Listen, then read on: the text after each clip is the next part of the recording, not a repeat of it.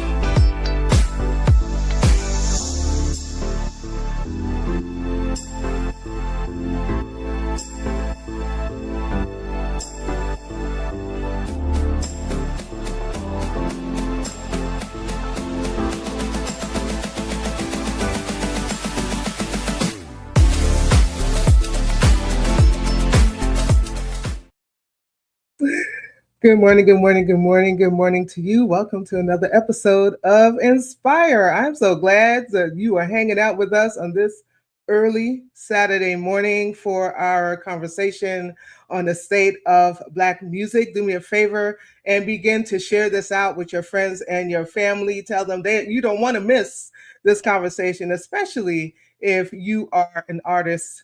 You don't want to miss this conversation. If you've just joined us, you don't know who I am. I am your host, Sue A. Webley, an author, producer, minister, and entrepreneur. And I believe in the power of words, wisdom, and witness. And that's exactly what Inspire is all about. Every Saturday morning at 10 a.m. Eastern, we host space for honest, soulful, and often transformative conversations from guests from all walks of life. Entrepreneurs, artists, thought leaders, organizers, and everyday people who are living boldly and authentically. We explore topics that matter, from mental health and identity to faith, business, justice, creativity, and healing. So whether we are spotlighting an amazing community leader or celebrating someone's personal triumphs, Inspire is rooted in the power of story and a belief that when we speak our truth, we light the way for others. I want to give you this opportunity as you are coming in to connect, follow, like, and subscribe. We are on Facebook, Instagram, YouTube, and TikTok at Inspired with Sue W. If you've been following me on the Cara Solutions page, thank you so much. We are still going strong, but I am building up the Inspired with Sue W platform. So please do me a great big favor and follow us and subscribe as well. You could also head over to our website at www.getinspired.live, where you can find out all about the show, watch previous episodes, and subscribe to our newsletter, because we don't want you to miss anything that's happening with Inspire. Just make sure you can't hear. All right. I want to make sure everybody can hear me. If you can hear me, to put a thumbs up in the back. Okay. Professor Abdul, jump out and jump back in and see if that works, if that helps, okay? It might just be a little glitch. All right, so as we move forward today, hey, Davina, listen, as you come in, do me a favor, let me know where you are watching from, and let me know what's in your cup this morning. Now, y'all know I got coffee in my cup. I'm happy to say that I have found a new creamer.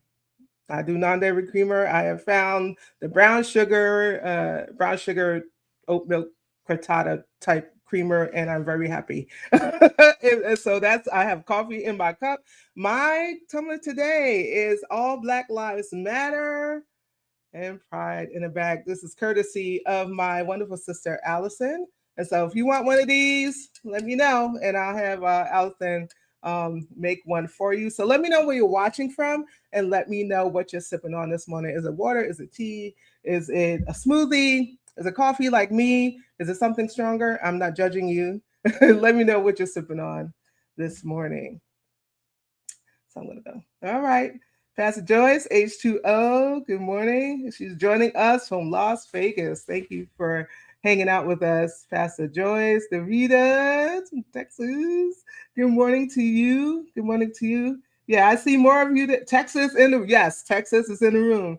Ice cold cherry Coke. Let's get it started. Amen. Yeah, I'm so grateful.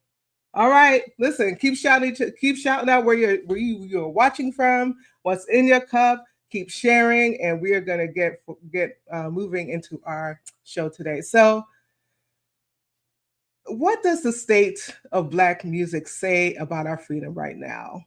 Black music has never just been about background noise, right? It has carried our joy and it has carried our grief, it has carried our praise and our protests, our love stories, and our survival stories. And if you look at any chapter of Black life in this country, there's a soundtrack that's standing right next to it. Spirituals and work songs carried people through the terror of enslavement and into the dangerous work of escape. Blues told the truth about Black interior life, desire, depression, humor, when the wider world wanted to only see us as labor. Gospel rose up as a way to say God is still here in the middle of Jim Crow, migration, and urban struggle. Jazz, soul, funk, rock, hip hop, house, I'm a house head, R&B, each sound gave a generation language for its questions about power, about love, about faith and money, and what it means to be Black and human here. So when we talk about the state of Black music, we're not just talking about hits and playlists. We're really asking, what is the state of Black freedom? What is the state of our imagination? What is the state of our faith, our bodies, our politics, our relationships, and our joy? We're living in a moment full of contradiction. Hey, Andre Lima, so good to see you, Andre.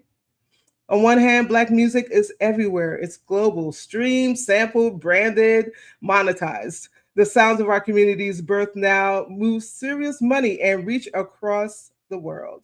On the other hand, many of those same communities are still fighting to breathe, facing police violence, housing insecurity, health gaps, attack on Black, queer, and trans life, book bans, and voter suppression. Some of our biggest songs are about private heartbreak, while our people are still surviving public harm. So I invite you to wonder with me, if we laid today's soundtrack on the table, the songs we sing in church, the hooks we shout in the car, the tracks that go viral, what do those lyrics say we actually believe? What do they say we believe about God? What do they say we believe about ourselves and our bodies, about our neighbors and our future? Where is the music telling the truth and where is it helping us avoid it? We also have to be honest about who shapes this music. Black music has always been pushed forward by people this world tried to push to the margins. Black women, Black queer and trans folk, poor and working class communities, young people experimenting in bedrooms and basements long before anyone called them brilliant. And a lot of the sounds the church now loves were shaped by people the church didn't always welcome. A lot of the sounds the industry profits from were born in neighborhoods the industry never invested in. And then there's technology. Today, Black music moves through church platforms and through radio, labels, streaming, social media, and even AI. Some of those systems help our people, letting independent artists create and share without waiting on a gatekeeper. Some of those same systems exploit us, underpaying artists, flattening complex stories into quick trends, and rewarding the most sensational or shallow versions of our creativity. Underneath all of this is a question that feels especially alive in this Juneteenth weekend. Is Black music still functioning as a tool of resistance? We know what it meant when freedom songs were sung on picket lines, when soul poured courage into movements, when hip hop named injustice long before there were phone cameras. Today, resistance might sound different. It might live in a genre we don't respect yet, in a loop on your feed, in a praise break, in a ballroom anthem, in a song that never hits radio but heals a whole community online. So, as we get ready to bring our guests into this conversation, I want to frame our time like this. Black music is not just entertainment, it is archive, it is prophecy, it is prayer, it is protest, it is therapy, it is survival.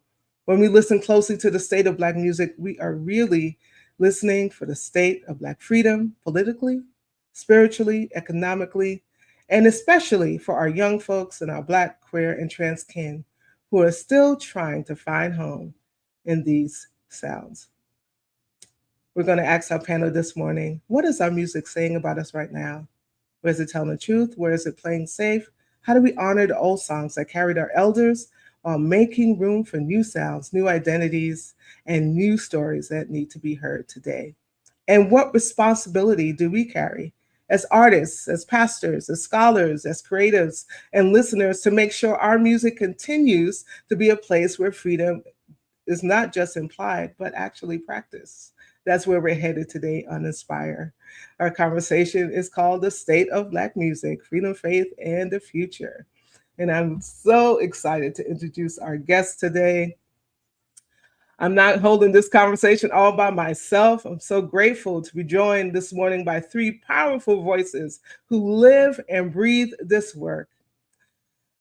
Our first guest is NaJé Elmore. NaJé is a Gary, Indiana-born vocalist rooted in a church shaped by gospel, jazz, R&B, opera, and more. She went viral with her song "Go Lay Down," has opened for artists like Chico DeBarge, Kajan, and David and Tamla Mann, and has appeared everywhere from Showtime at the Apollo to Food Network, PBS, and the documentary Truth Be Told, which explores the Black church and the LGBTQ+ community.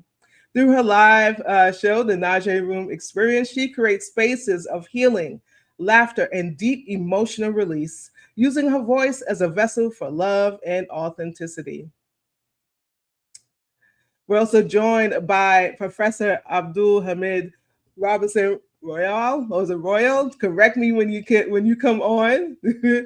Professor Abdul is a multi-dimensional musician and creative who has worked across church, theater, and performance spaces, helping build stages where Black stories are told through music and movement. He thinks deeply about how to hold community, culture, and craft together in one body of work, and how to make sure the spaces we create are honest and liberating for the people inside them. And rounding out our panels is Dr. Tony McNeill. Dr. Tony is a theologian, educator, worship scholar who has spent years forming pastors, seminarians, and music ministers for the work of the church. He traces how Black music, faith, and politics have always been intertwined, and how worship and song shape what we believe about God, ourselves, and one another. As we get ready to meet our panelists, we're going to, in honor of Juneteenth, we are going to play NaJé's Black. Black, black, black, black, black don't crack. You can thank the good Lord for that. Black, black, black, black, black, black don't crack. Excellence. You can thank the good. Everybody I know call me I said my skin is black, my gums are black, my hair is black, my eyes black, my soul is black, my nails are black. And when I fire up the grill, my coat's black, hot chips, cream soda, freeze pops, all facts. Yeah, black on black is my choice. Sing and lift every voice. All black coffee, black ass tea. This generation ain't hanging from the trees. Everybody want a black book, white pages, but wanna use color pencils. Outrageous. Let freedom ring. Tell me what you mean. It was all a dream. Everybody say black, black, black, black don't crack. Black feelings. You can thank the good Lord. Making these black billions. Black, black, black, black, black. Minding my black business. You can thank the good Lord. Breaking these glass ceilings. I ain't bring food to the function, but I brought the plates. Black. Brought weed and guards and a deck of cards, we can play spades. Black. Got work tomorrow, probably gonna show up an hour late. Black. PTO stacked up, I'ma make them wait. Kinda like we wait for liberation while dominating and making millions, but we still shot down in the street by police cause we was made in this image at a high percentage. What about Breonna Taylor, Bobby John, Sandra Bland, Trayvon, George Floyd, the life of a black boy? The list just goes on and on, but I still try to let freedom ring. Can't look at me like what the f you mean? Everybody wanna be black. Everybody wanna take notes, they don't wanna be that. Reparations set the pace to save a nation, so let's have the conversation like black, black, black, black, black, don't crack. Black feelings. You can thank the good Lord. Making these black billions. Black, black, black, black, Not in my black business. You can thank the good Lord. Breaking these glass ceilings. Black, black, black, black, don't crack. You can thank the good Lord for that. Black, black, black, black, black, don't crack. You can thank the good Lord.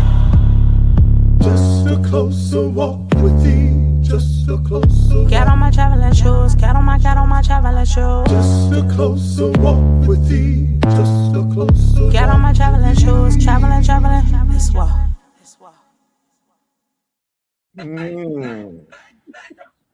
Yes. Listen, I can't think of a better way to open up. Listen, I can't think of a better way to open up. Oh this my show. God. I saw you dancing back there, Tony. Oh my God. I couldn't. You can't help but to dance. Wow, sis, that was amazing. I It was appreciate that. intergenerational. Oh my God. And it spoke nothing but truth of who we are and the things that we are. Okay. Absolutely. Thank you for that. Thank you for that. Great way to open the show. Yes. Welcome, NaJé, Dr. Tony McNeill, and Professor Abdul. I'm so glad that you are hanging out with me this morning. Thank you so much for joining me for this conversation. Before we get into it, I want to make sure that Professor Abdul can hear us. Can you hear us okay? I can hear you. I can't hear Tony. I can't. NaJé? That is very weird. Yeah, I wasn't able to hear you before, and then I could see the videos, but now I can't hear Tony and NaJé. That's crazy. Oh, Yeah, I can't hear NaJé. Yeah. Oh, okay. We got to figure that out. I don't know. Yeah. That happens sometimes, but We I know. don't know what the audio settings, how that would impact. Should I sign out and come back in? Not everybody else. Yeah, I don't know. You still can't hear me? Yeah, I can't hear you, NaJé. Oh wow, That's you crazy. hear me? No, I can't hear you now, Tony, either. He's reading lips. Exactly. That is great now. lip reading. Yeah. That Should I is try and phenomenal. sign out and come back in? Maybe. Yeah, let's Yes. try that. Let's try All signing right. out and coming back in. Wow. Black. Back on. Listen. Hey. Yeah, go ahead and sign out while I greet the folk. You all. Hey, Crystal Wilson. Oh, yeah, sis. And hey, Joy. So good to meet. So good to see you on today. Again, Pastor Joyce is on. Chuck Jones. Listen, Chuck Jones is a supporter. Okay, every 100%. Saturday. 100%. 100%. Chuck says black music is the nourishment we need. Absolutely. While we're waiting for Professor to come back, what you got in your cup, NaJé? I got some sugar-free Kool-Aid, but let's forget the cup. Forget the cup. Saints, ain'ts, and niggas.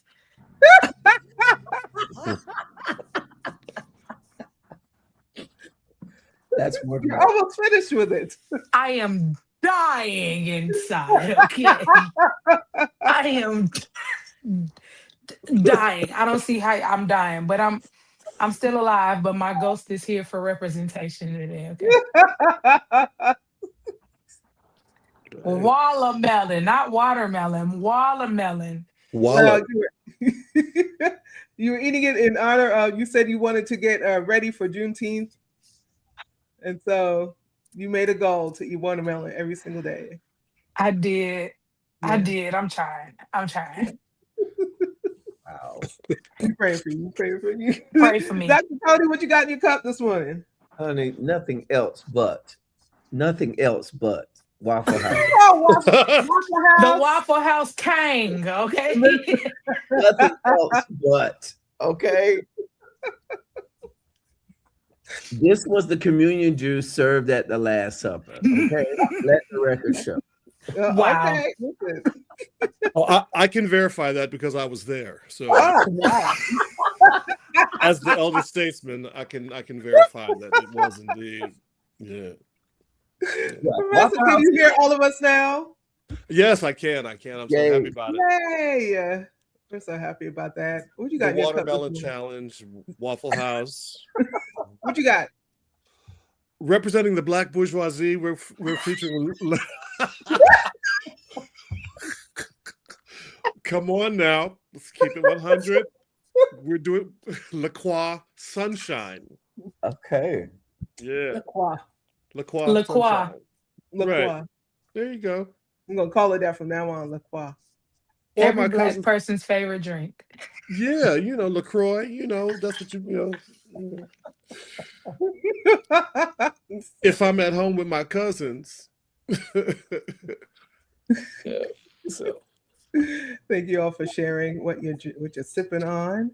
So let's get into our conversation. When you hear the question, what does the state of Black music say about our freedom right now, politically, spiritually, and especially for queer and younger folks? What comes up for you today? NaJé, I will start with you, then we'll go to Professor Abdul and then Dr. Tony. What does it say? It says a lot. I think for me, the state of Black music right now is speaking truth to ourselves. I think the art at the current moment, it's no more hiding behind the lyric. There's no hiding behind the lyrics right now. I feel that it is pure transparency. That's what it is right now. Transparency in all the genres. Transparency. Thank you for that, Professor Abdul. I think these are the days of the absence of pretense, a certain dissatisfaction with the notion of the beautiful and the artful being enough.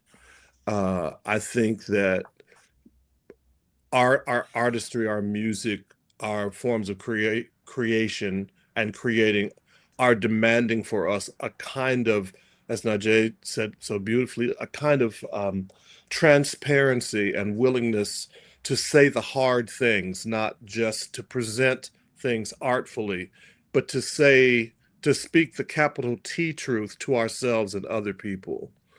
It's not just enough to be sort of reactive or responsive. I mean, now art, as it always has done, must go to the next level and tell the truth. Yeah.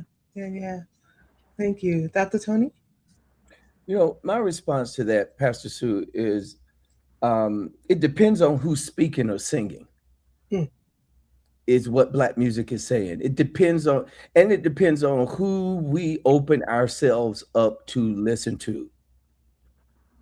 Because there's so many narratives that are being portrayed out there in and through our music.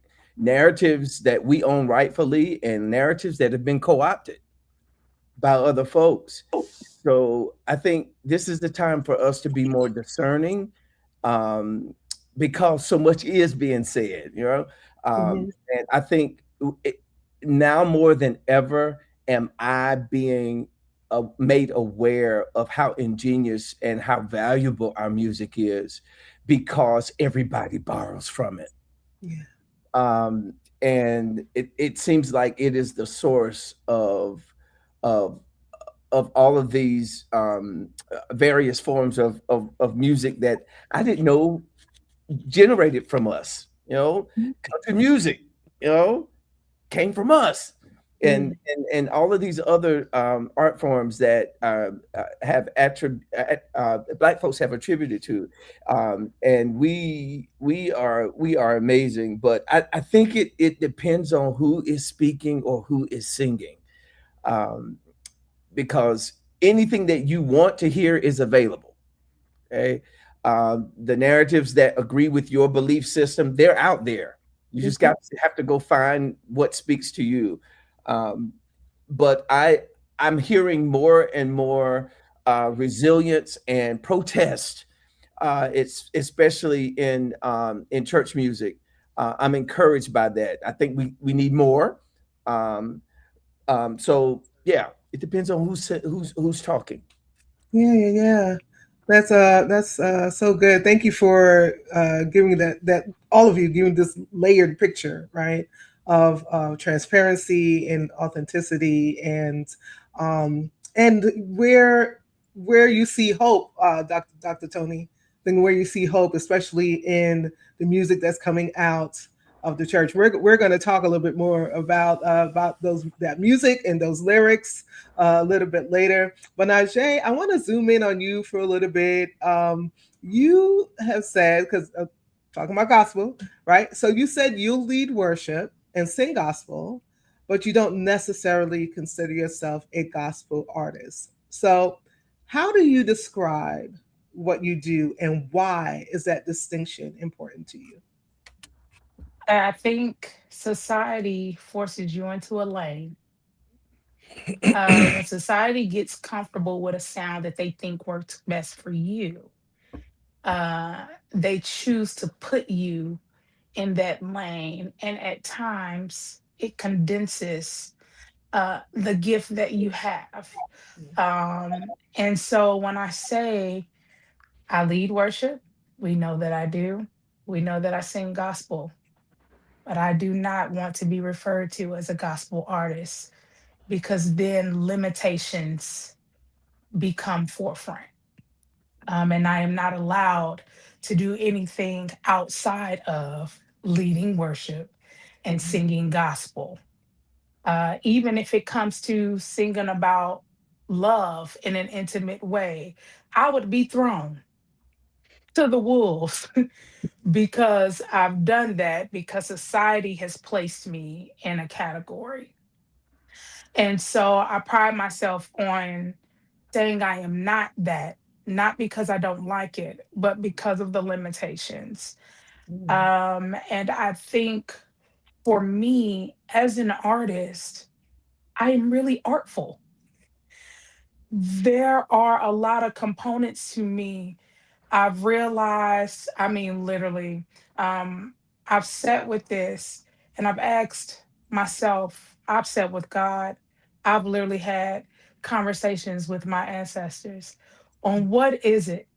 What is it about my voice uh, that makes your grandma want to come and make a request for me to sing, but then turn around and your child wants to sit next to me so that I can sing to them something that relates, right?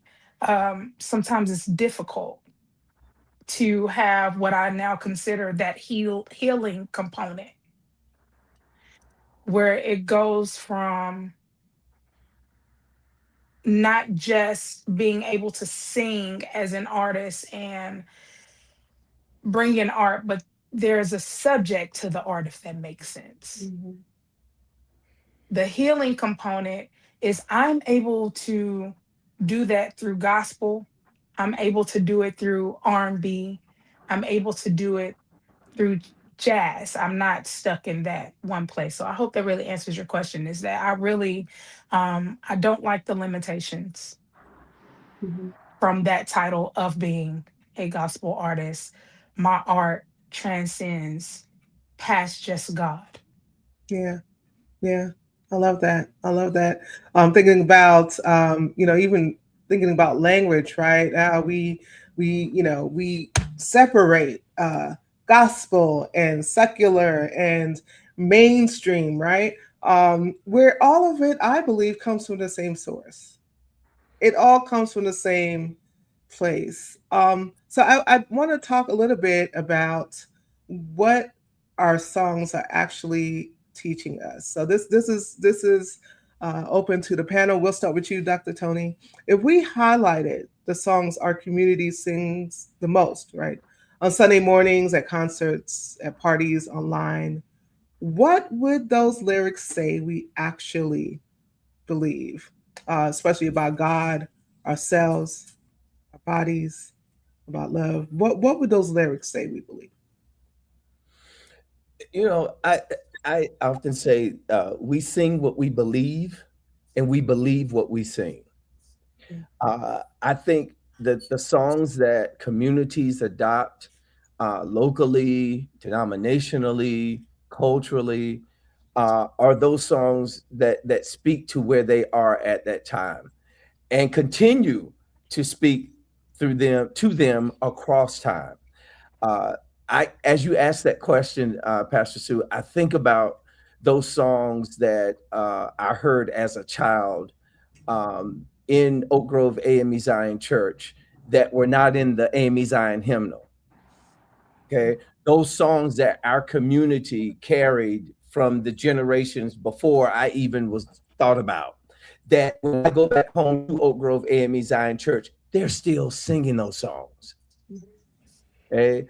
And so that to me becomes a part of that cultural repertoire of music for Oak Grove AME Zion Church and for the Black church in general. Um, and so I think it's critical to look at the lyrics and the words of those songs that stick with people, stick with communities. Okay, those songs that I can walk into almost any Black church, and if I start it, they'll pick it up, whether they know me or not. They know the song. Okay, those songs, and I mean, I'm thinking about Total Praise. You know, we just lost Richard Smallwood. That is an intercultural kind of movement. It is a movement. That song itself is a movement that began as a song that was on on his Adoration album that was supposed to have been a one-time choir project. And 20 plus years later, it has been translated in multiple languages and everybody sings it. And that can be said again for denominations and for churches individually. But I think the words of the songs that stick with a community speak to that community in a particular way, where that a community adopts that song. Like, this is us. This speaks to what we believe. This speaks to a collective experience of who God is. And that's why it stays with that particular group. It's like, this is our theology set to music right here. This is what we believe. We can get with this. And so we continue to sing it and we continue to pass those songs on. So I would say, we need to think about what those songs are for our local churches and for our denominations and for our culture as a whole, and continue to add to that repertoire of songs that we can sing together at any given time and in any given location. I would also like to just sort of say that one of the things that I'm putting on my sort of sociology, anthropology head right now is that even as we progress and move forward, often Black American music is also asked to do something that very few other musics or art forms are asked to do, and that is to erase as it is moving forward. To sort of take the bricks from the bottom of the wall as we are learning different things about ourselves, as we are as foundational Americans, as we are people of the diaspora, people of the global majority, creating and co-creating and also celebrating. I think that things like orthodoxy is almost a curse word. I think that to Dr. T's point, I find it quite refreshing to know where I am when I go to a space, whether I agree with it or not. And I think that agreement cannot be the litmus test of what we have. I think that we are a complicated and diverse people. I think that orthodoxy and diversities have to somehow be in conversation with one another. How did we get here? Well, we won't know that if we keep erasing the steps behind us in order to present in a contemporary way. The Negro spiritual, the ring shout, early hip hop, the language that we use to describe our world and ourselves through the 70s, the 80s, and the 90s in popular music, the codes that we hid within those things. I feel like we also ask our art to do, when you talk about sort of the lyric, we are sometimes asked to have our art carry an awful lot. Like everything has to acknowledge everything before it, has to sort of acknowledge everything that's happening right now, and has to also do this Afrofuturistic thing, which is just, it's not fair in a certain kind of way, because all art uh, is a time capsule in a certain kind of way. Uh, of the people, the places, the food, the clothing, the influences, the politics, the theologies, plural. Even as as a Muslim uh, one who is, I am culturally and experientially Pentecostal. I am theologically Muslim. So there is no music in the masjid. There is no music in the mosque. But one of the things I know is that, like, when I'm online, or my favorite song is Dorinda Clark Cole's "I'm Still Here," because I read into the lyric of that, not just a kind of spiritual thing, but it involves my politics, my family, my own longing for myself, my personal, what I call belligerent resistance, all of those things in that lyric. Um, all of that stands right next to the word of faith, the new thought, the I am one with God, the all of that stuff. It is all happening. It's everything, everywhere, all at Yes. once. And to require one thing like NaJé's work, or an arrangement that Dr. T does, or anything that I might do, to somehow carry the burden of everything, I think is not fair. Right? I think that we have to somehow find a way to acknowledge our orthodoxies and our diversities. Mm. I I so agree with both of these aspects. And I think for me, you brought up a key point, Professor, when speaking on how we are somewhat, it's almost like a charge that we have to carry everything when it comes to this thing called music. And it has to be presented. One thing that I learned was, it's hard. It's sometimes hard as an artist when you are coming up with an arrangement, right? And you want to get music out, but you don't know directly who that audience is. You're trying to get everybody. So what do? You try to pile everything that you think you might know into this one song, and then that song becomes overcrowded. It becomes very noisy. Mm. And I'm not talking about the musical components, I'm talking about the lyrics, to where Mm. people then cannot understand exactly what the message is. And so we're doing nothing but confusing the people even more. So then it comes to the fact where people have to pinpoint that one line that speaks to them, and right then and there they decide how they'll carry the rest of the song. Um, Mm.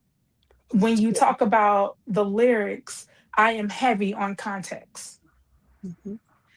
So when you talk about Negro spirituals, when you talk about hymns, when you talk about the sacred songs of just the church, let's just say just the church, I literally talk through lyrics. I am not a fan of Amazing Grace. Okay. I don't like to sing that song.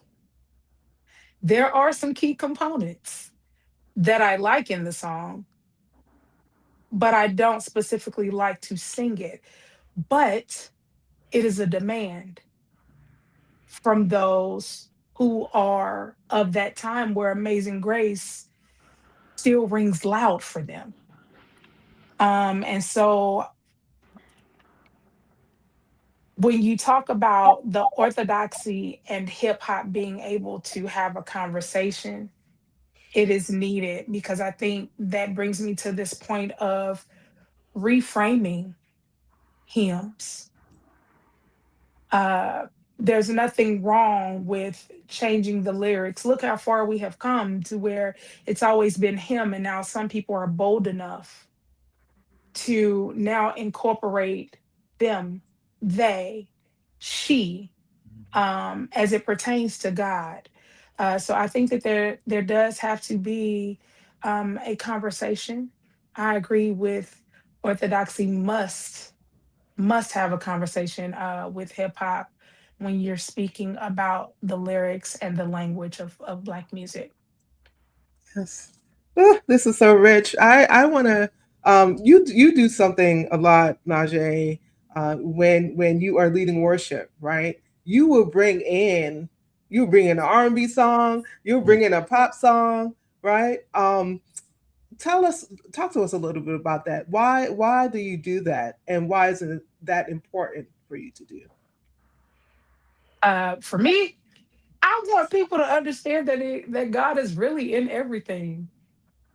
I don't understand sometimes, and I get confused the limitations that we put on God.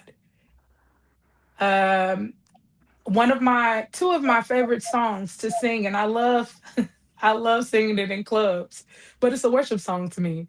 I love singing "If Only You Knew" by Patti LaBelle. To me, that is a love song to God. It is a worship song.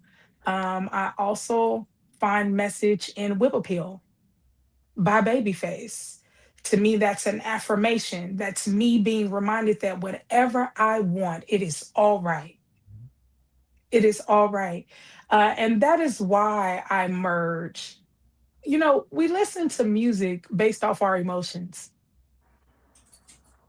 If you are sad, and let's just say you messing with a sad nigga, huh?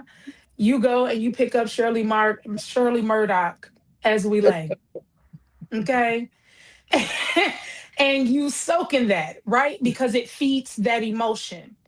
When you need reassurance, what do people do? They play gospel songs because it feeds that emotion. When you're mad, you'll find that rap or that hip hop song that speaks to that emotion, and you soak in it.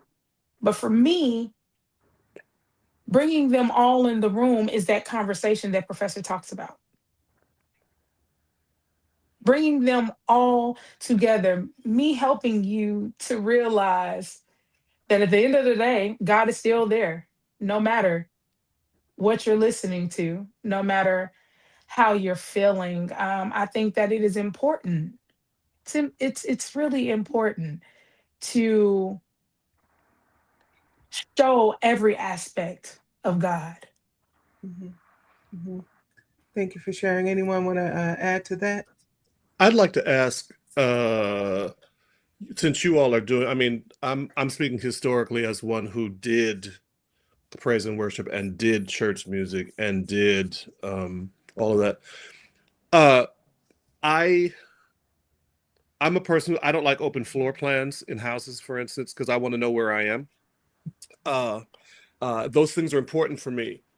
How do we create? Um, I'm challenged by a couple of things. Not even in disagreement, but I'm challenged by the process by which we make movement forward. I I'm understanding that, and I said this to I don't you guys know Kurt Carr was just honored in Dallas 2 or 3 days ago. Huge celebration, 200 voice choir, 60-piece orchestra in the symphony hall, like up to the tears and all of that. And some of the artists were struggling with some of the tempos for the songs, and were trying to move the choir and the orchestra and the conductor forward. One might say that the conductor could have kept a better eye on some of the artists and informed the rest of the ensemble. But you cannot move a cruise ship the same way that you move a speedboat.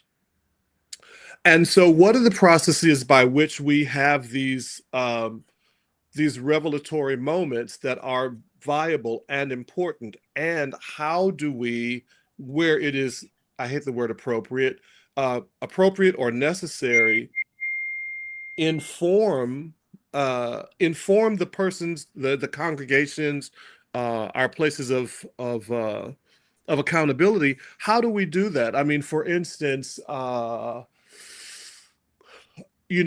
think the primary question would be, what is the gathering for? What is the culture? Tony, you talked about this a little bit, but like, where are we? Who is this group of people, and what do they view as praise and worship? What do they view as the sacred or the profane? What do they view? And holding those things, that orthodoxy, with the diversity of expression that you talked about, NaJé. So my question are, like, have you guys had any experience with uh, moving communities through forward, introducing them, like, points of tension, places where, um, to keep the wall from crumbling, it was easier just to keep the bricks in their place, and then to maybe introduce some other things. Yeah, for me, Professor, the congregation cannot move before the leadership. I think it has to start there. The pastor, the minister of music, the worship committee, the music, whoever the authorities that may be in a particular setting, they've got to see the vision. They've got to understand the interconnection between these musics, as you said earlier, and that God resides in that, and be willing to create space in Bible study, for teaching, okay, for storytelling, and the telling of our story in song, and as well as how music has evolved for us as Black folks, and that it's only right that we bring this music together in God's house. Um, you know, some folks will be threatened by it, but that's what leadership is there for, to unpack. No, it's okay for us to connect, for orthodoxy and hip hop to be in communication. Of course, we want to make sure that whatever lyrics that we employ are not offensive or not degrading to any particular person or group of persons in our congregations. But I think it starts with the leadership. And if you don't have a pastor or a music minister who is open to exploring the very things that you just described so beautifully, the congregation's not going anywhere. Congregations only grow as far as the leadership. That is all factual. Um, I have been that person who has had the privilege and the storm of moving, trying to help move a congregation, a church. And leadership is important, but it also takes, and this might sound crazy, but if you have leadership that doesn't listen to anything but 1997 Walter Hawkins or Mahalia, these are the songs that are played before service every morning. It makes it difficult. It winds down to that when you're wanting to progress, but from the sound tech to the whoever sets up the music in the morning before service even starts is still playing a certain type of music. This is what the ears are hearing every Sunday morning. This is what they're hearing, right? I have been in a place, I went and sung for a church in Dallas, and they are through and through conservative Baptists, through and through conservative Baptists, right?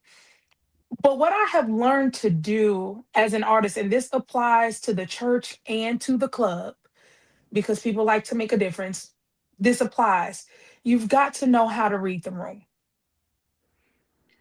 You have got to learn how to read the room because that will help you. I went to this church and I knew that they were strictly Baptist because I always ask whenever I go anywhere to, sing, hey, tell me about the church, the place, how the people respond, what do they look for? They told me, so I started off with a hymn to grab their attention.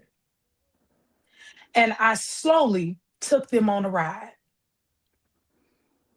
to where we traveled in time. That is a gift. That's not something that's easy to learn. I take it as a gift. And this pastor ended up saying, I really would love for you to come because you literally taught our kids a hymn while respecting those who love hymns, while respecting our foundation, because this is what we know. And all I did was took the time to walk them through, and I changed the tempo. I took out the organ and just kept the rhythm section. I took out the piano and just kept the rhythm section so that I could grab the attention of the younger generation that was in the room. Told them exactly what I wanted. And I sung the hymn to a different rhythmic pattern. It takes the gift of reading the room, it takes the leadership that Dr. Tony talks about. It takes them wanting it. It takes them not wanting to be a hindrance. Can you also, my question also is like, I think the hard conversations, like having the hard conversations, ideology and theology, right? Culture, uh, what are we actually doing? What do we mean? Like definitions. When I was a director of music, um, I have an idea of what I mean when I say worship, but what is the lexicon of understanding of the place that I'm in with worship? Like we assume that we know what we mean when we say praise and worship. Everybody assumes that praise is the fast one and worship is the slow one. Do you know what I mean? Like Yes. it's there are all of these sort of like collapsed understandings that have just become sort of shorthand, sort of in a sloppy way, though, particularly now. Um, what is the idea of and the purpose of in a particular denominational setting of a gendered of a differently gendered or gendered neutral engagement with the divine? How does that work in classic Pentecostalism? How does that work within Pentecostalism when you are classic apostolic and somebody comes in and sings God in three persons? It's not just tone deaf about the beat or the rhythm section. It's not understanding that within our diversities there are these orthodoxies, and how do we honor and acknowledge that while things can and should change, part of that is also being anchored uh, and understanding how we got to where we are, um, and whether or not we're ready to have those conversations. I mean, really have them. Like, who do we actually think God is? I mean, to be absolutely honest with you, like, da da da da da da da da, nothing you ask will be denied. God will take care of you. Really?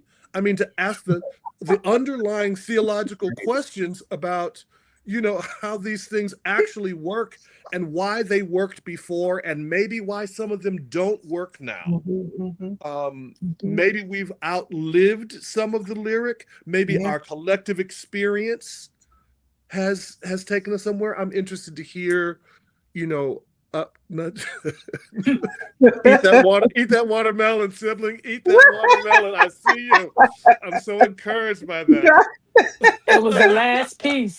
It was the last one, and I took that damn thing like a champ. You did well. You did well. Can we just celebrate you for a minute? Awesome. Well done. Professor Abdul, but before our other panelists respond to that, I love what you say about what does the song say you believe about God, right? Do you believe that God walks with you like he walked in the garden, right? Like, you know what I'm saying? And God is ever present. God is near. God is not so high and lifted up that he can't touch us right at the level, right at the point of our need. Or do you believe that God is this person? Like, if we don't act right, if we don't live right, then then God is going to put us in hell. Like what does the song you were singing make? have you believe about God and yourself? Do you believe that you're fearfully, wonderfully made? Do you believe you're a filthy rag? Like what what do those songs say?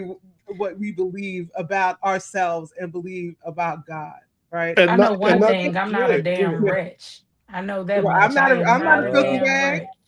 right. I'm not a But filthy right, rich. but when you do that theology, then that follows. That has to. I mean, it's not just a talking point now. Now we are beginning to either to deconstruct and then reconstruct theologies, right? Yeah. Which is fine. I mean, I did it when I became a Muslim.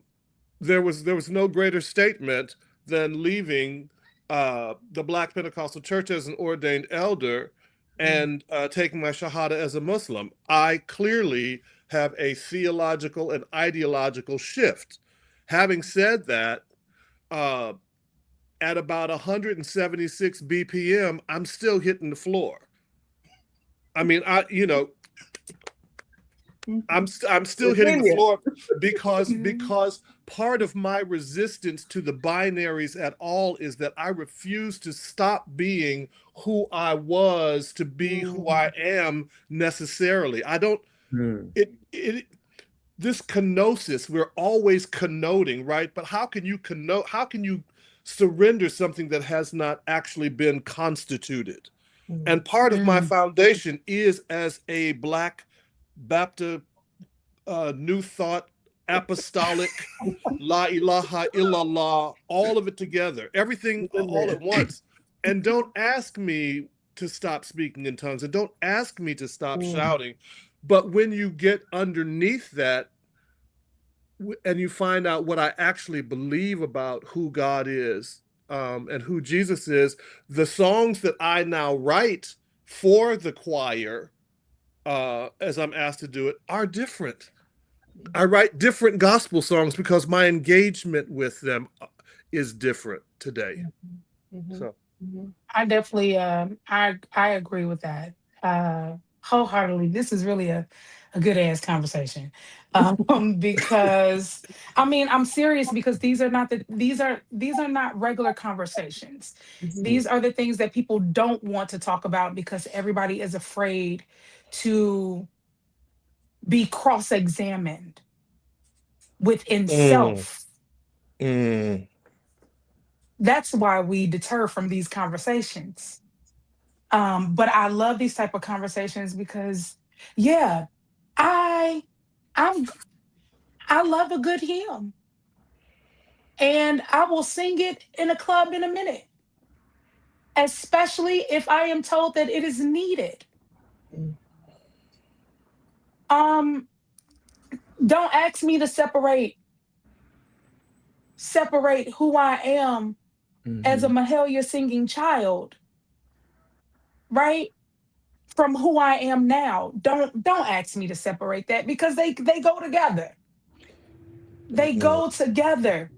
I still sing soon I will be done because the person who I am now still has hope that mm, soon I will be done with the troubles of this world. Don't ask me not to sit in that. You hear songs like Black. Black sounds churchy because Black has a choir. I love choirs. Don't ask me not to include it because I'm going to some element of that church. You're going to hear it. You're going to hear it. And I think that that is the biggest thing. It goes back to the limitations. Everybody wants you, oh, if you sing in a club, we don't want to hear church because you in a club. We don't want to hear that club singing in the church. Tell me exactly what those things are. mm, Well, Tell me what they are. a lot of Mhm. those things in the club, in the church, came from the club, and the stuff that's in the club comes from the church. They are in constant Yep. conversation with each other because it's the same clientele. Absolutely. If we were really honest, it's the That's same clientele. All right. Same. So that's why when you break out into that hymn or that praise and worship song in the club, people sing with you because Yeah. church kids that are up in there. Yep. So the club becomes a congregation. Mm-hmm. And Mm-hmm. in my mind's eye, it was already a congregation, a dancing congregation. Yeah. Ooh. Yeah. Yeah. And so it they're one and the same to me, and they have always been. And as you talk about this bifurcation, NaJé, I can't help but to think about Thomas Dorsey and that tug of war that he had between the church house and the clubhouse, Yes. and now that wedding of the two, is what we call traditional gospel. That that you can't escape that marriage. And so when we force ourselves to be one or the other, I think we're missing on the essence of who we are and where our music has come from. Yeah. Professor, getting back to some of the things you were saying earlier, I think what you are hinting at as I listen to you talk is this need for those of us who have been entrusted with leadership in our church to be more intentional about our lyrical choices. Okay, that we have to do a thorough exegesis of the text that we sing, the words that we put on the lips of our congregations need to be examined and re-examined and even opened up for possibility for expansion. Okay. And so what does it mean to make these choices on behalf of our congregation, not only from a musical kind of beat, kind of, is this going to make them shout? Is this going to be the song that's going to get the house kind of perspective, versus the singing music, the music that we sing as a portal of proclamation, and that it is an opportunity for us to preach through music. All right, proclamation not only happens through the spoken word. The sermon is all but of one portal of proclamation, that we see ourselves or to see the music that we sing as another portal for the gospel to be preached through music, right? And that we employ some of the same modalities and processes and ways of thinking that preachers employ when they construct sermons. Okay, the intentionality behind the text and the history of the text, and then what that history might mean for that particular congregation, right? Mm. I yearn for these spaces. I think we need more spaces where we bring in music ministers and worship pastors, and not only not just teaching them the latest chords, but teaching them how to think theologically about the choices they make for their congregations. Thinking Thank you. theologically. That's I good. love that. I love that. We're going to take a break. And of course, it is Pride Month, so we're gonna get into some Black, queer, and trans artists. We're gonna talk I'm about. gay. By his power device. Is that where you going? Listen, I changed the words. I changed the lyrics. I said, I'm gay by original design. Yes. I'm gay and I let my light shine. My life is sweet and my joy is complete, for I'm gay. I'm gay. I'm gay. Hallelujah. Period. Big dot. Hmm? We will be right back. I knew that's where she was going. I knew After it. these hair announcements, I we'll knew be it. right back. Hey everyone, thank you again for joining us today. I want to invite you to connect, follow, like, and subscribe. We are at Inspire with Sue W on Facebook, Instagram, YouTube, and on TikTok. Please do us a great big favor and give us a follow if you are not following us already. Also, you can head over to our website at www.getinspired.live. You can find out all about the show, watch all of our previous episodes, and subscribe to our newsletter, because we don't want you to miss anything that's happening with Inspire. Are you or someone you know on a mission to create change while inspiring others to do the same? Well, we want to hear from you. I want to sit across from you in this virtual space on a future episode of Inspire. Visit us at www.getinspired.live to book your appearance today. You can head over to our website, click on Be Our Guest, fill out that guest intake, and a member of our team will get back in touch with you. I can't wait to welcome you to a future episode of Inspire. Camera Solutions, helping you navigate the digital space with confidence. If you know me long enough, you know this is my baby. This is the one that started it all.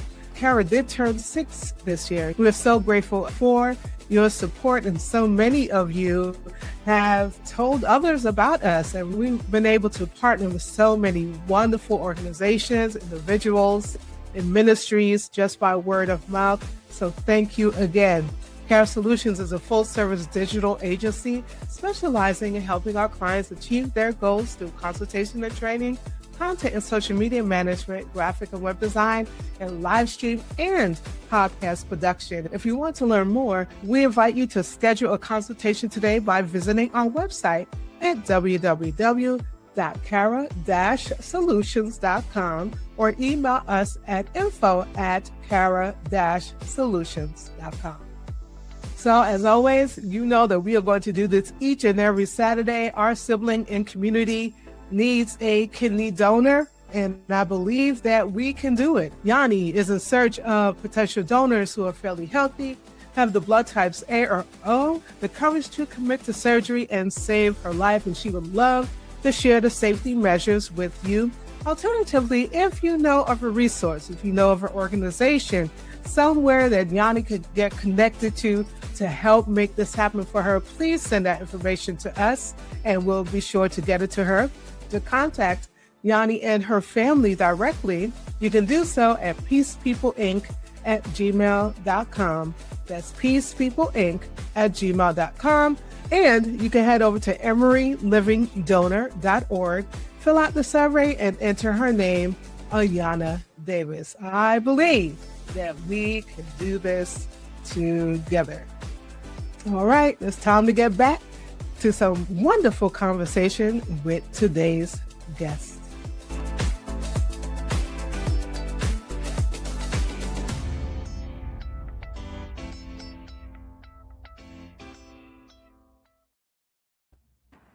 Welcome back, everyone. Welcome back. If you've just joined us, friends, we are in conversation with Dr. Tony McNeill, NaJé, and Professor Abdul Hamid Royal. You have to correct me, Professor Abdul, if I'm saying it wrong. It's Royal, but you know, it's like LaCroix.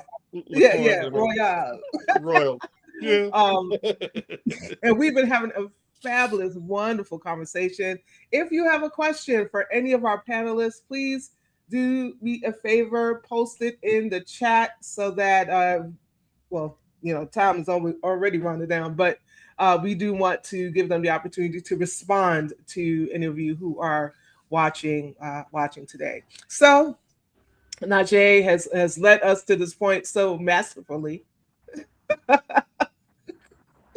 It is Pride Month as well as Black Music Month, and Black, queer, and trans artists have been at the center of Black music's innovation in gospel, house, R&B, hip hop, and more, even when they weren't named or welcomed. And so, and this is for any of you, in the spaces you've served or studied, how has queer presence shaped the sound and the spirit of Black music? Why did you laugh? I heard that. Well, I mean, let's go to the obvious. I mean, church. Obvious. I mean,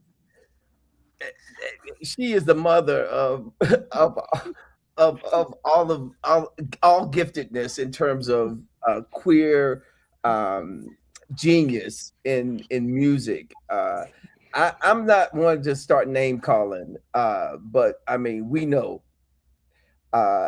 And I often think about, and I see folks post this oftentimes, in the Black church itself, if if all of the gay folk were excommunicated, the impact that that would have on the music, okay, And is the mother's board, and and the deacon board, well, and the pastoral staff, and the ushers, and the greeters, and the janitorial staff, and the maintenance people, and the listen, it it is the thing that that goes unspoken in a lot of places, but it's very real.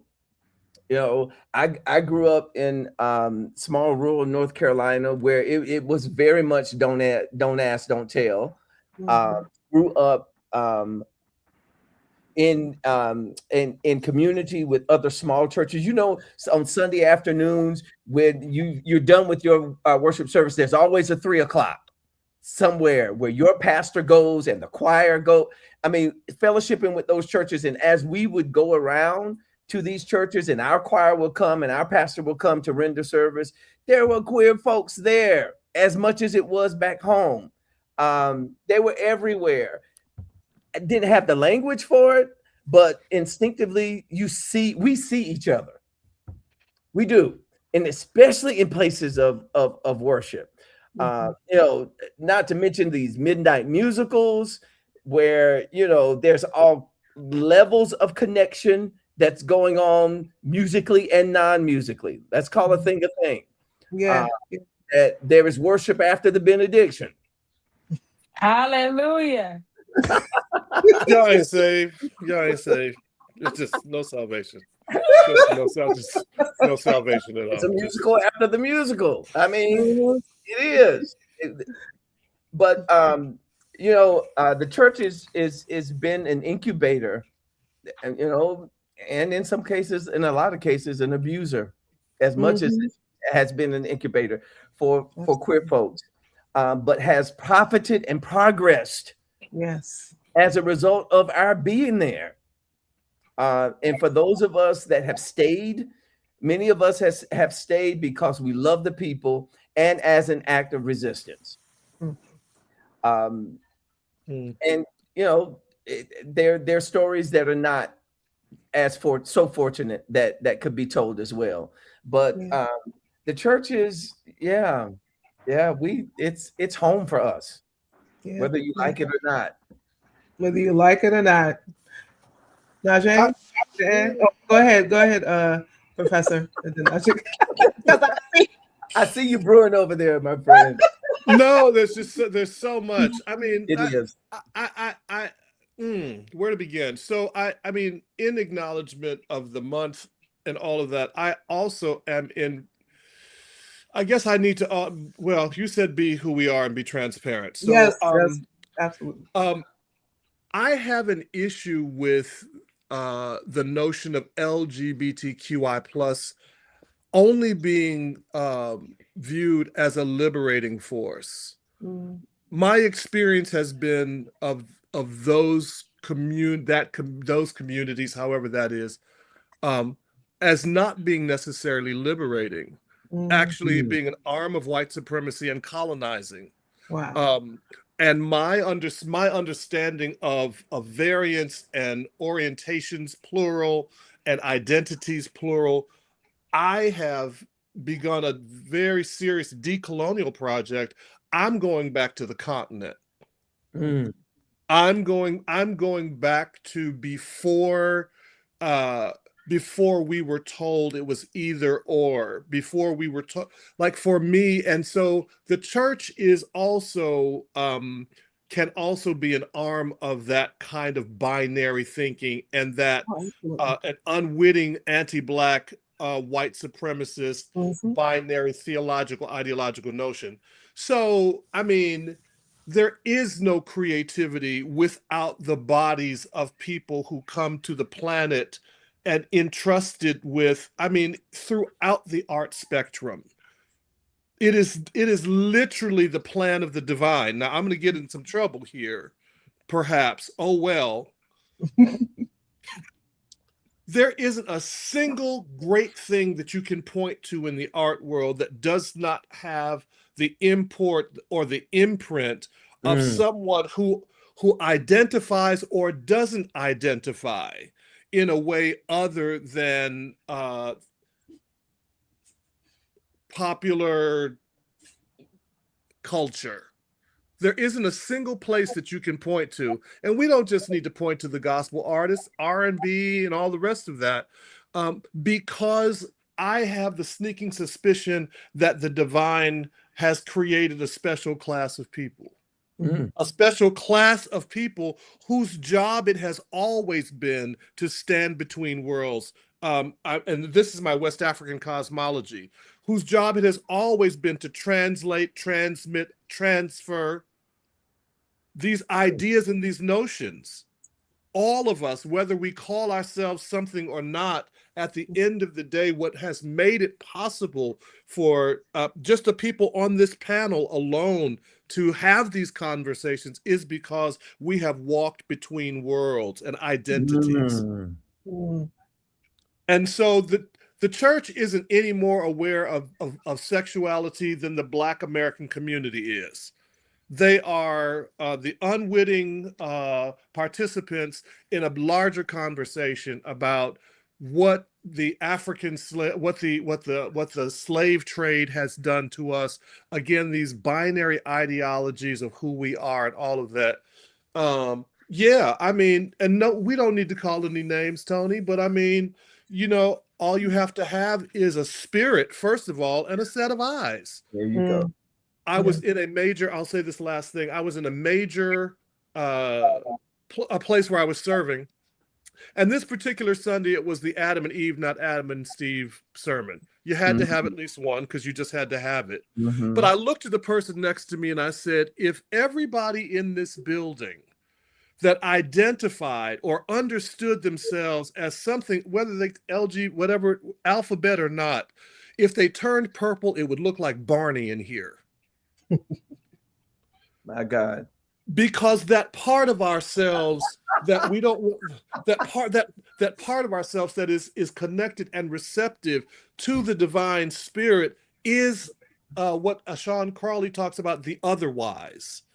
It is that part of myself that doesn't think that feminine is bad, that to be soft is bad, to be whatever, and that doesn't translate into my music because the only way you can really be a quote hip hop artist is to be hard. Well, I mean, Little Nas X is sort of blown. I mean, and others. Have blown that out of the water. And I guess what I'm trying to say is I'm so passionate about it because I think that when we're talking about the future of Black music and the church and communities of faith, the Black community has to have real conversations around what we have misunderstood about everything relative to the human experience around sexuality and sexual orientation. Period. Point blank. Gooch.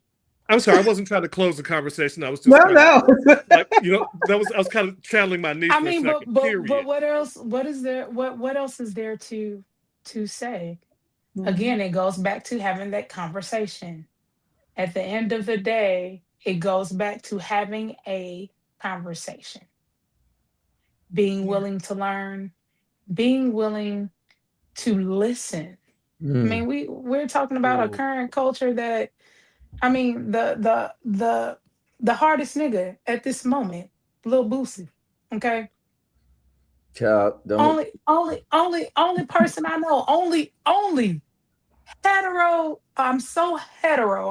I'm a straight nigga, right? But you spend more time talking about a community.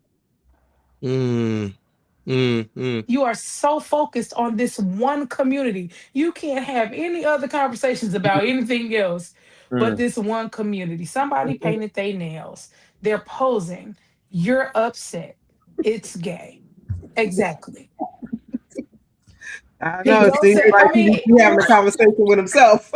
You feel what I'm saying? Like that's crazy. So, when we listen to the professor talk about how Black Americans, the way that we identify things Mm.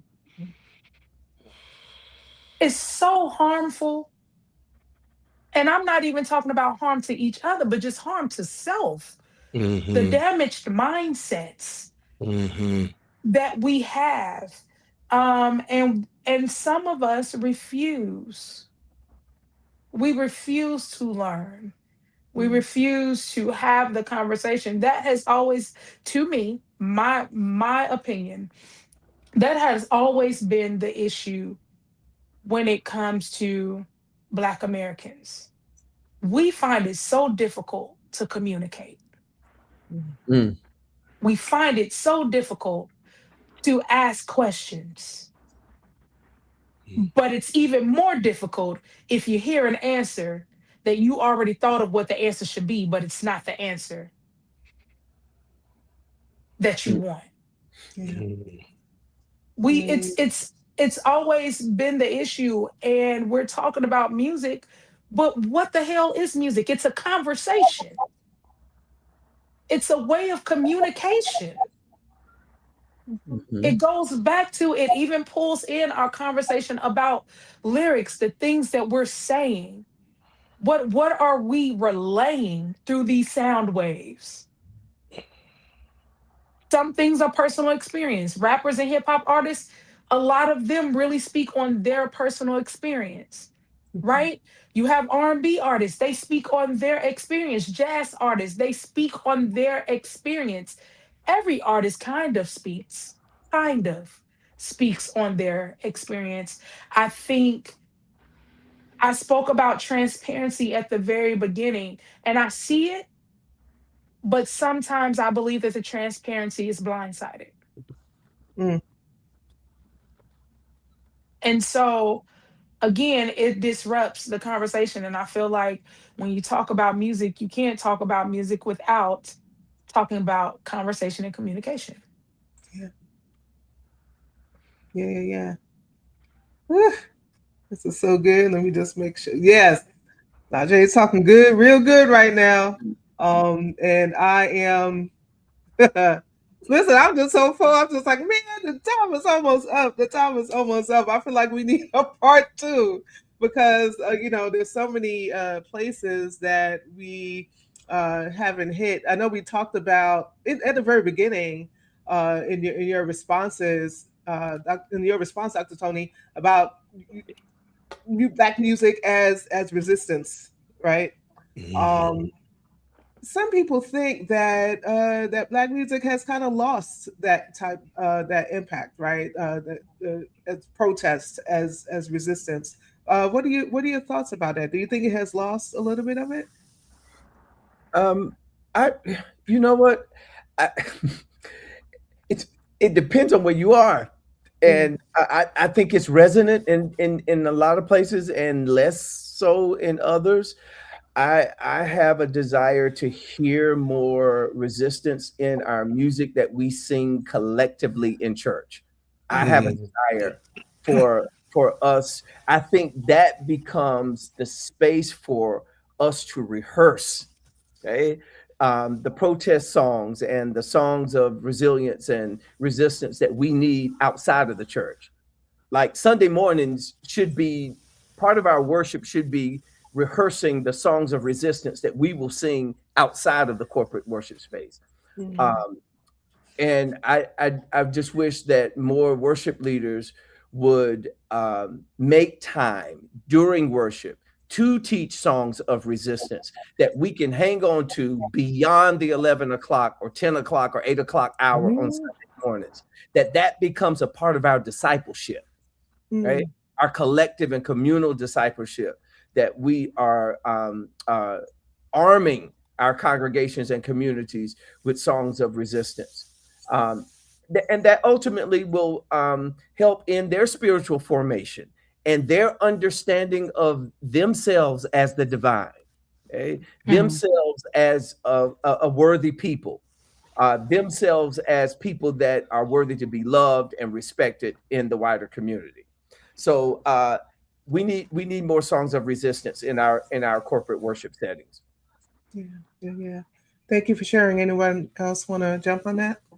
Tony, can you I want you to go further.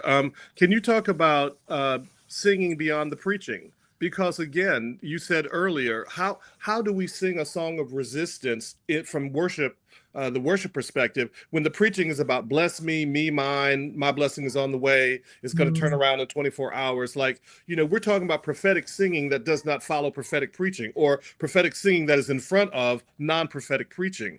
I really think the conversation has to Yeah. be had. When you're talking about songs of resistance, where are the sermons of resistance, right? Like, you are the master at this, of creating and producing a worship atmosphere, like a worship culture. Yeah. And I think, to your point, Professor, cultivating that culture of resistance is impossible if the sermon and the leadership, the pastoral leadership, is not congruent with that ideology and that theology, as you spoke about. I it I think it would be a disservice to people for the music and the arts to be in a space of resistance, and the pastor is not. Hmm. That is a theological tension that will confuse people, that will probably get you fired uh, if you do it too long and in a way that creates tension and dissidence with the preaching. And so it requires that the pastor and the worship leader, the pastor and the worship pastor, have conversation and alignment. Okay? You That better say alignment, something. that alignment is necessary. It is required. Okay. yeah, Your songs of resistance will fall flat. Hmm. Okay? After that pastor gets up and counters that. Okay. And so it is crucial to have that alignment and to have that sameness and that understanding that we share this ideology, we share these as values, and so that the music informs the preaching and the preaching informs the music. Okay. That's where the transformation happens, when people see that the two are in dialogue and not in competition. oh my God, yes. Okay. Tony. So without that alignment and that conversation and that worship planning, okay, that's a part of that it's impossible to cultivate that kind of community. And you bring you hit it on the head, Dr. Tony. I mean, no lie. I have the privilege, the honor of working alongside Pastor Christian Smith. Yes, And I enjoy it. Shout out to TFC. I absolutely. enjoy it. I have never enjoyed, I'm not gonna lie.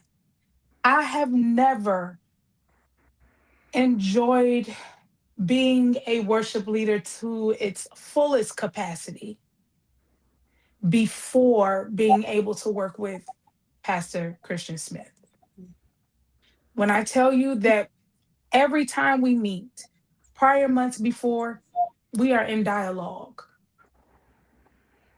The songs that are set up as the playlist for TFC is because me and Pastor done had a meeting, That's right. right?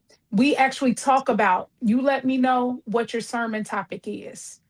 Let me know the core of your sermon topic. And every song from start to finish, Dr. Tony has been there. Every song from start to finish is in correlation Yeah. with what the message is for the people that day. Even if there then becomes a extra, what I call an extra divine moment, Yep. Mhm. where it's not written into the church bulletin of what the format Or is, the worship right? plan. Right. Even if it's not in the worship planning, the divine moment is literally a divine moment, and it does not separate from what that worship planning is. That's And so good. so I definitely agree that there again has to be conversation and communication between that worship leader and that pastor, but also there has to be an actual relationship between the divine and each leader. Hmm. Well, It has to be. yeah. There's no going off script and now you singing songs that don't correlate with the message of the day. You singing Satan, we gonna tear your kingdom down. And the topic for the day is, let's just say, freedom. Mm. But you got into this, there has to be a divine connection personally. And so yeah, I totally agree with everything that y'all saying. But I learned that. I learned that previous to working with TFC, it was not that way.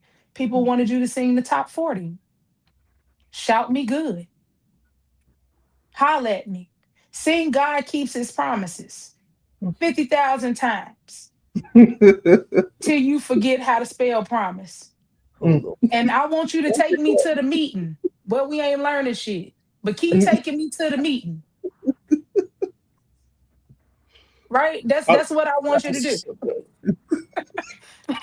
I want you to keep taking me to the meeting, and we ain't learning nothing, but keep taking me to the meeting because I feel good.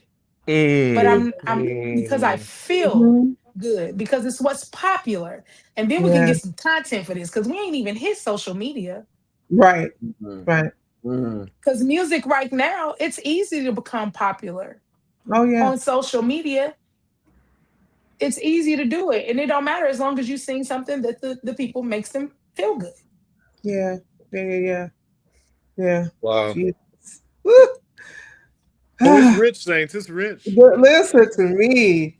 I have one last question for you all, but I know that Pastor Joyce had a question, and I want to be sure that I ask this question of you all as we get ready to close.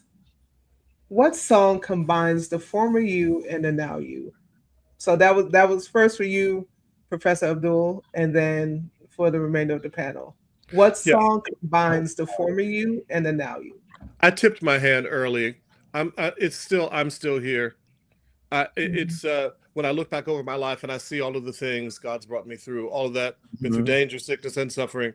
I thank the Lord. That is still again this notion of belligerent survival, progression, moving through, moving forward, change, and yet I'm still here. That is for me my thesis statement, my theme song. It resonates with me. Thank you for sharing, Dr. Tony. Man, I'm trying to think. The one song that comes to mind is "You Are in Air" by Donald Lawrence and the Tri-City Singers. You are royalty, destined to possess the land. You are in air. Embrace your legacy. See yourself in the future. Talked about that Afrofuturism. You are royalty. Yeah. Yeah.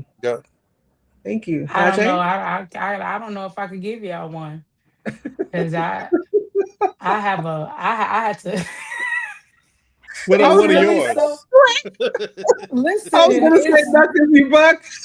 it's really so hard. Like, it's really so hard to just pick one. But if I had to instantly pick one, it would probably be "New Attitude" by Patti LaBelle. Come on. Yeah, I know where I'm going. I know where I'm going. So And I know it what would. to do. And I You don't hear know what me? to do. Yeah. Ooh, ooh. Ooh. It's that non-verbal right there. Okay. You hear me? So yeah, if it had to be an instant spontaneous, which it is, it will probably be "New Attitude." Yeah. Our final question. Thank you all for sharing that. So let's say a young Black artist, right, is listening or listening right now, watching right now, will catch this in the replay. They might be a choir kid, someone who is just dibble dabbling in producing. It might be a songwriter or a queer church baby trying to decide whether to play it safe or tell the truth with their art. In one sentence, what do you want to leave them with? Mm.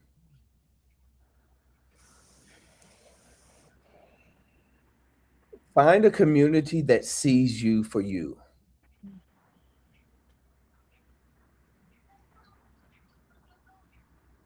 Mm. Yeah.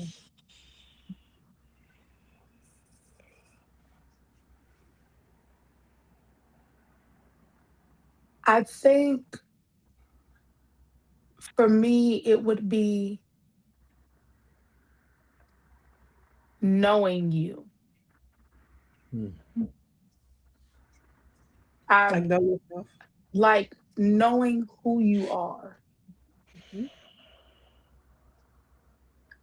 Yeah, it would be knowing. And I agree, finding that community, but it's hard to find a community when you're not clear of who you are, Mm. what you actually need, what your expectations are. And yeah, I don't want to find a community and I don't really know what I'm searching for because I'm not sure of what I need. So I think that knowing who you are, and that takes time and you're going to keep growing, but knowing who you are while in search of finding community is pertinent advice. It's hard. Process, practice, preparation. The time of preparation is never wasted. Mm. Um, uh, and that means that, like, who I am now is, I never saw this version of me, but as a result of doing all of the things that were necessary to become this, um, even in the tough times, the time of preparation, the practicing of identities, trying on things, not being afraid to try things on, and if they don't fit, take them off, um, and try on something else. And then the notion that, I will say this, that for me, my identity is not the primary thing. What I've come to understand is, and this is again my West African cosmology, just to expose my bias, community is the primary value. To Mm. be in community is the safety is in the community. Experience is in the community. Support is in the community. Inspiration is in the community. Uh, and that will inspire my identity. But it's we first. We first, that really brings the I Mm. forth versus the other way around. Mm, That's what it's been for me. Um, and I'm very, very grateful that I've shed the intoxication with self and taken on the corporate responsibility of the we, and out of that, who I am now is so much more than I ever thought. That's what Mhm. I would tell a new artist. Yes, Mm. yes. Thank you so much, all of you. Thank you for your honesty, your transparency, your authenticity, your wisdom, and the work that you do in the world. Conversations like this is exactly, why Inspire exists, right? And I know that I'm blessed from this conversation. I know those of you who are watching have been blessed as well. Tell the people where to find you. NaJé, tell people where to find you at. you could find me in St. Louis. Um, you can find me on all social media platforms. I am NaJé official. So TikTok, Facebook, Instagram. You can also follow my personal page, Naquita Elmore, on Facebook. But I am NaJé official. Or type in "Go Lay Down." I'm sure that face will pop up and guide you. So yeah, that's where you can find me. Right. Thank you. Dr. Tony, where can folk find you? You can find me on Facebook as Tony McNeill with two L's, Nill. A lot of people leave that second L off. Or Dr. Tony Mac on Instagram and TikTok. Thank you. Professor Abdul. I am on Instagram as Abdul Hamid Royal. I am on Facebook as Abdul Hamid Robinson Royal. Um, and other, well, I don't even know what my TikTok is. I don't use it very much. But Instagram and Facebook, you can find me, and that'll lead you to other places. Oh, thank you. Thank you for sharing that. To everyone Thank you. listening, watching, who will catch this in the replay, thank you for joining us for this amazing panel on the state of Black music. If you heard something today that stirred something in you, I invite you to share this conversation with someone and support this artists and scholars and keep asking what your own soundtrack is saying about your freedom. I want to be sure that you join us next week because we are closing out with our own Bishop Yvette Wonder. We're closing out with her next week, and I'm excited. So I invite you to come back next week and hang out with us. Until next time, I want you to stay lifted. I want you to stay motivated, but most of all, I want you to stay inspired. We will see each other next week. Thank you all. Thank Bye. you.